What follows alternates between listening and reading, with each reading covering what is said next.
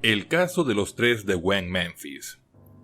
En este canal hemos hablado de varios criminales cuya culpabilidad nunca estuvo en duda, pero en el mundo han ocurrido crímenes donde los acusados no eran los culpables y solo fueron señalados por diversas razones ajenas al crimen. Por ello, hoy te traemos uno de esos casos, donde la ignorancia y el sesgo estuvieron a la orden del día.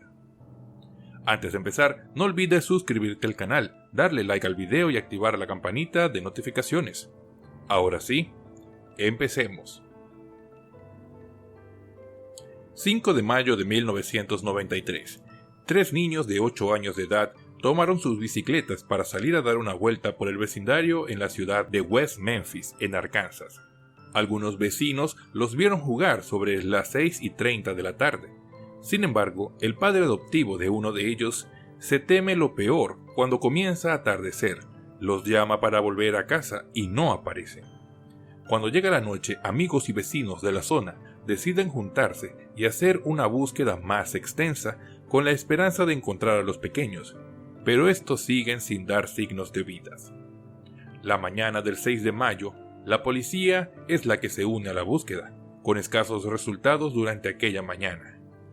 Cuando ya se había acercado el mediodía, el oficial Steve Jones encuentra un zapato negro en un arroyo pantanoso que culmina en un canal de drenaje. La peor de las noticias estaba por llegar. Los cuerpos de los 3 niños desnudos, atados de pies y manos con los cordones de sus zapatos y mutilados, aparecieron arrojados en una zanja. Christopher Byers, Michael Moore y Edward Branch eran los 3 pequeñines que eran amigos. Iban a la escuela primaria y uno de ellos todavía creía en Papá Noel y en el conejo de Pascua cuando le quitaron la vida. Como era de esperar en un estado como Arkansas, las personas entraron en cólera y empezaron a buscar a los responsables. En esta comunidad, básicamente, todos llevan el mismo estilo de vida, incluidos los jóvenes, que parecían copias de sus padres adultos. Pero había 3 jóvenes que se salían de lo común en la zona, y casualmente las pistas parecían indicar que los perpetradores del crimen eran estos 3 adolescentes del barrio.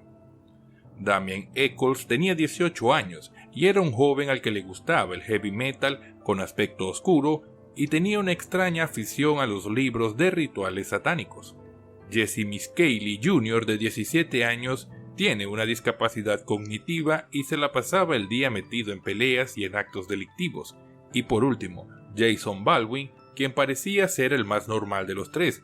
En ese momento tenía 16 años y era infinitamente tímido, pero que según sus conocidos haría cualquier cosa que le dijera Eccles, pues eran amigos de toda la vida. Además, habían dejado los estudios y tenían hobbies extraños. Los relatos de los testigos eran inconsistentes, pero la prensa los dio por buenos. Los jovencitos fueron capturados, procesados y Damian Eccles fue condenado a muerte. Jason Baldwin fue condenado a cadena perpetua y Miscaley también, más 2 sentencias de 20 años cada uno. A nadie le cabe duda de que los 3 jóvenes habían realizado un ritual satánico que había terminado con la vida de los 3 pequeñines. Aparte, la prensa había ayudado a concebir esa imagen de adolescentes perturbados. Los vecinos estaban dispuestos a creer esta versión y la policía estaba dispuesta a usar la coacción. No solo Eccles conocía detalles del caso a la perfección, sino que finalmente el propio Miscaley había confesado que los 3 eran culpables del crimen. El problema es que Eccles conocía los detalles por toda la información que previamente le había dado la propia policía y Miscaley tenía una coartada y además le habían prometido antes que si confesaba tendría trato preferencial en la cárcel. Pero al final fueron condenados el 19 de marzo de 1994. Y cualquiera podría pensar que aquí acaba todo, pero la verdad es que no. Mientras Eccles se encontraba en el corredor de la muerte, donde aprovechó para conocer a la que primero sería su novia y después su esposa, Lori Davis, y Miscaley y Baldwin estaban en prisión, comenzaron a surgir las primeras voces que alertaban de las incongruencias del juicio. Joe Berlinger y Bruce Sinofsky dirigieron 3 documentales que mostraban dichas incongruencias, conocidos como Paradise Lost, en los que se utilizó la canción Nothing Else Matters de Metallica como símbolo de la lucha. No solo documentales, también comenzaron a escribirse libros sobre el caso, y algunos músicos como Henry Rollins, Disturbed, la banda de metalcore South Disturbed, sacaron canciones pidiendo que se liberase a los 3 y tratando el tema. Incluso otras celebridades como Johnny Depp los apoyaron, y Eddie Vedder, de Pearl Jam, realizó conciertos a favor del trío y mantenía relación constante con Baldwin y con Eccles. Para los acusadores, estos eran solamente personas que buscaban que liberasen a unos criminales peligrosos, solo porque compartían sus propias tendencias malvadas, según ellos. Pero, en realidad había posibilidades de que estos fueran inocentes. Mientras tanto, en el año 2007 se recogió ADN del lugar de los hechos y se comprobó que no coincidían con el de ninguno de los condenados. Pero de nada sirvió. Los acusados continuaban en la cárcel y seguían perdiendo los juicios, pese al activismo de la mujer de Eccles, la mencionada Lori Davis. Tras pasar 18 años en la cárcel, finalmente los 3 de West Memphis pudieron acogerse a la doctrina Alford, una declaración norteamericana por la que un infractor responde a cargos penales no admitiendo culpa, sino inocencia respecto al acto por el que se le acusa.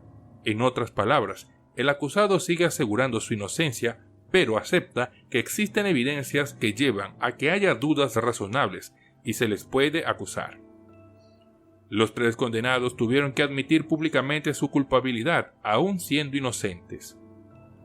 Muchas personas en Arkansas no estuvieron felices con la decisión, ya que seguían insistiendo en que estos eran los culpables, pero al final fueron liberados y al día de hoy tratan de llevar una vida normal. Vivimos en la época del miedo, siempre han existido villanos, diría Eccles en una entrevista para The Objective. En la década de los 50 eran los comunistas, en los 90 los satánicos y ahora son los terroristas. Los chicos que fueron culpados por pintarse las uñas de negro y escuchar heavy metal, ahora son adultos que intentan llevar una vida cotidiana, viven con sus parejas, viajan y han aprendido a conducir. Sin embargo, el caso a estas alturas sigue abierto. No se sabe quién le quitó la vida aquel 5 de mayo a esos 3 niños de primaria. El estado de Arkansas no tiene ningún interés en resolverlo, eso es todo, afirmó Eccles. ¿Quién acabó con la vida de estos niños? Nadie lo sabe, pero 3 vidas estuvieron a punto de ser desperdiciadas solo por ser diferentes y por la ignorancia de un pueblo conservador. Demostración de que no siempre el que parece ser un criminal lo es. Hasta aquí nuestro video. Antes de irte no olvides suscribirte al canal, darle like al video y activar la campanita de notificaciones para que no te pierdas nuestro nuevo contenido. Nos despedimos hasta una próxima oportunidad, aquí en Crímenes del Mundo. Hasta la próxima.